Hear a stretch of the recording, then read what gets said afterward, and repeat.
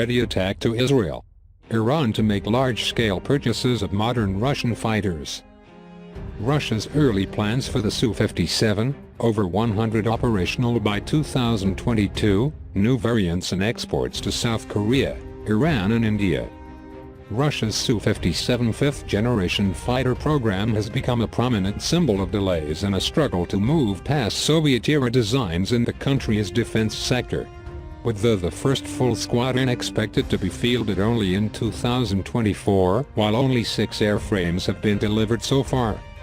Israeli order for new American military aircraft. It was confirmed that Israel formally approved plans to purchase both a new squadron F-35I stealth fighters and a unit of KC-46 Pegasus tanker aircraft for aerial refueling.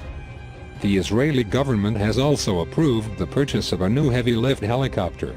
Although the class of helicopter it intends to purchase remains uncertain, with both the Chinook and King Stallion being leading contenders. Tensions with Iran have been highlighted as a leading factor shaping how the Israeli Air Force has chosen to modernize its arsenal. With the large majority of Iranian territory being beyond the reach of Israeli fighters with the exception of the F-15I strike platform, of which only 25 are in service. The KC-46 will allow the country's fighters, which are fielded in larger numbers, such as the F-16 of which it fields approximately 200 and the F-35 of which it previously ordered 50, to reach Iranian targets, thus maximizing options for offensive operations. It was initially projected that the Indian Air Force would be the first overseas client for the Su-57 as part of the IFA program, a joint effort to develop a customized version with significant Indian technological inputs.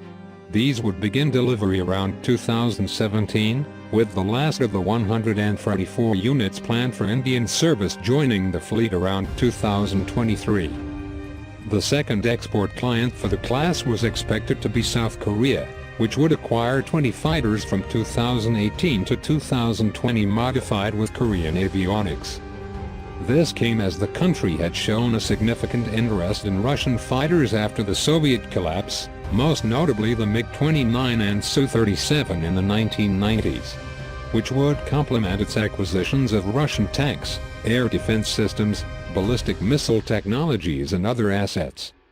U.S. pressure on Seoul was ultimately key to limiting defense ties from the 1990s. Although the East Asian state would continue to acquire Russian technologies through transfer agreements which were less conspicuous than hardware acquisitions. The possibility of South Korean interest in the Su-57 in the late 2010s was not unthinkable at the beginning of the decade, particularly as U.S. influence over the country appeared to wane and Korean trade with China came to far surpass that with the United States. A third export client expected to procure 20 units of Su-57 seconds from 2020 was Iran, which had shown an interest in high-performance Russian interceptors in the past and fielded MiG-29 and Su-24M fourth-generation jets purchased from the Soviet Union. The delayed date for Iranian purchases may have reflected concerns surrounding the UN arms embargo on the country, which expired only in 2020. Beyond these sales, Sukhoi also projected that a new fifth-generation fighter derived from the Su-57 with a twin-seat configuration would begin deliveries to the Indian Air Force in 2020, with 40 delivery between then and 2022, while the Russian Air Force would acquire 20 for its own use from 2021 to 2023. The derivative could mirror the development of the Su-30 based on the Su-27 airframe in the previous generation, potentially with an extended range and greater focus on command and control.